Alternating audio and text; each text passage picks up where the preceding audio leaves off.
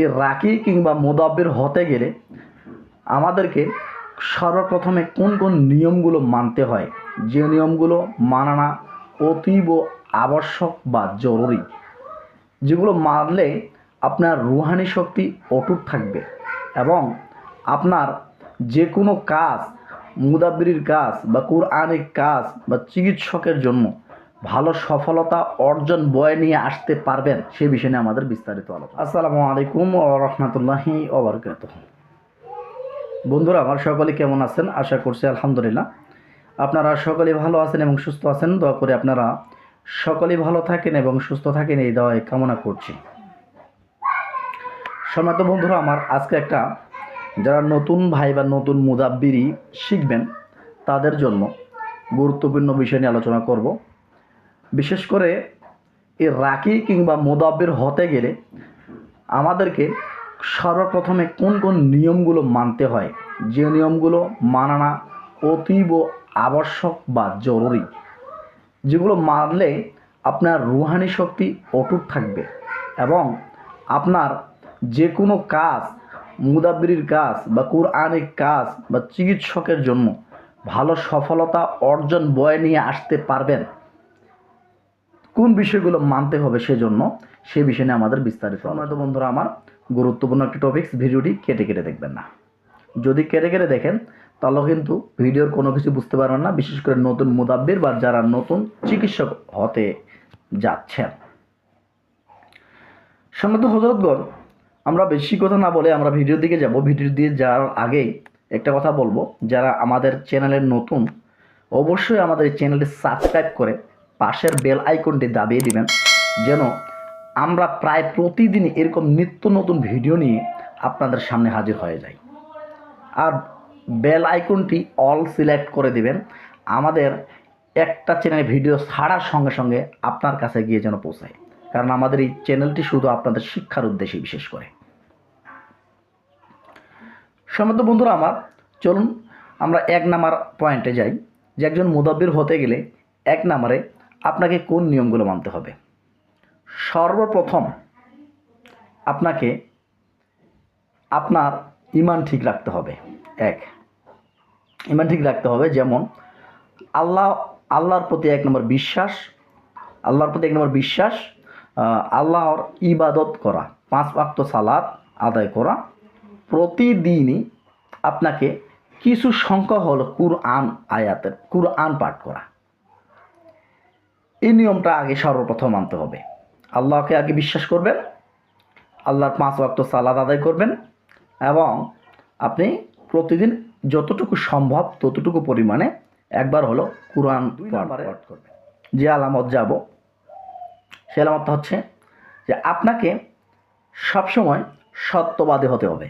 মুদাব্বির সবসময় সত্যবাদী হতে হবে, মিথ্যা কথা থেকে বিরত থাকতে হবে।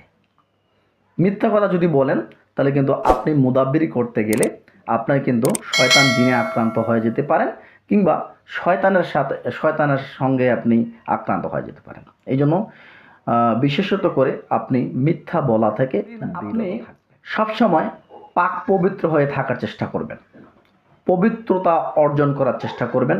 অজু ভেঙে গেলে সঙ্গে সঙ্গে অজু করে নেওয়ার চেষ্টা করবেন। তো সম্মানিত বন্ধুরা আমার, যারা 5 ওয়াক্ত সালাত আদায় করি তারা তো 5 ওয়াক্ত নামাজেই এমনিতেই অজু করলে অলরেডি আল্লাহর রহমতে আশা করা যায়, কিন্তু অজু ভাঙে না। তবুও কার্যকলাপে অনেক সময় অনেকজনের অজু ভেঙে যায়। এই জন্য অজু ভাঙার সঙ্গে সঙ্গে আপনাকে কি করতে হবে, অজুগুলো করে নিতে চেষ্টা করতে হবে।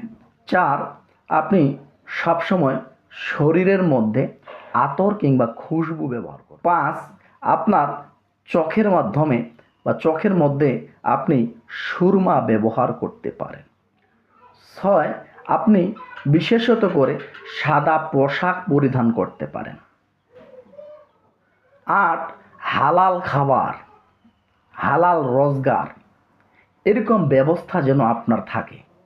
আপনি মুদাব্বিরি করবেন, আল্লাহর কুরআনের আয়াত নিয়ে খেলবেন, কিন্তু আপনি মিথ্যা কথা বলবেন, আবার হারাম খাবার অর্জন করবেন, তাহলে কিন্তু কখনোই আপনি ভালো একজন কুরআনিক মুদাব্বির হতে পারবেন না। বা তাহলে আপনি কিন্তু বিপদের সম্মুখীন হতে পারেন। এই জন্য হালাল খাবার আপনাকে অবশ্যই নিজেকে হেফাজত করা, নিজের চোখকে হেফাজত করা, নিজের চোখকে আপনাকে হেফাজত করতে হবে, যেন আপনার এই চোখ দিয়ে আপনি বেগানা কোনো কিছু না দেখেন বা বেগানা নারীর দিকে না তাকান। আপনাকে অবশ্যই কুরআনের আয়াতের প্রতি অটুট বিশ্বাস রাখা, যেন আপনি যে আমলটি করতেছেন আল্লাহর কুরআনের আয়াত দ্বারা, এই আমলটির ওসিলায় এই ব্যক্তিটা বা যে রুগীটা আপনার কাছে আসবে এই রুগীটা যেন সুস্থ হবে, এরকম বিশ্বাস থাকতে হবে।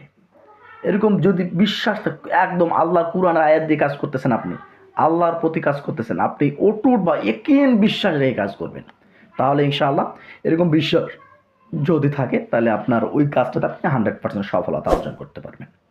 এরকম যদি বিশ্বাস না থাকে তাহলে কিন্তু আপনি তো আল্লাহকে বিশ্বাস করছেন না বা কোরআনকে বিশ্বাস করছেন না। অবশ্যই আপনার কোরআনকে বিশ্বাস করা, অবশ্যই মাসনুন আমলগুলো সবসময় করা। মাসনুন আমল যেমন স্বামী স্ত্রী সহবাসের দোয়া, তারপরে বাথরুমে কাপড় খোলানো দোয়া, টয়লেট করানো দোয়া ইত্যাদি ইত্যাদি। এই মাসনুন আমলগুলো আপনাকে বেশি বেশি করতে হবে এবং আপনি চলতে ফিরতে যখনই সময় পাবেন তখনই ছোট ছোট দরুদ, ছোট ছোট দোয়া, ছোট ছোট জিকির পাঠ করা। সম্মানিত বন্ধুরা আমার, এগুলো করার চেষ্টা করবেন। এগুলো করার চেষ্টা করলে আলহামদুলিল্লাহ আপনি একজন ভালো মুদাব্বির এবং ভালো একজন কোরআনের চিকিৎসক হতে পারবেন ইনশাআল্লাহ। আরও অন্যান্য বিষয় আছে, সেই বিষয়গুলো আমরা অন্য ভিডিওতে তুলে ধরার চেষ্টা করব। এরপরে কোন বিষয় নিয়ে ভিডিও যাচ্ছেন অবশ্যই কমেন্ট করে জানাবেন। সকলেই ভালো থাকবেন, সুস্থ থাকবেন। আসসালামু আলাইকুম ওয়া রাহমাতুল্লাহি ওয়া বারাকাতুহু। আল্লাহ হাফেজ।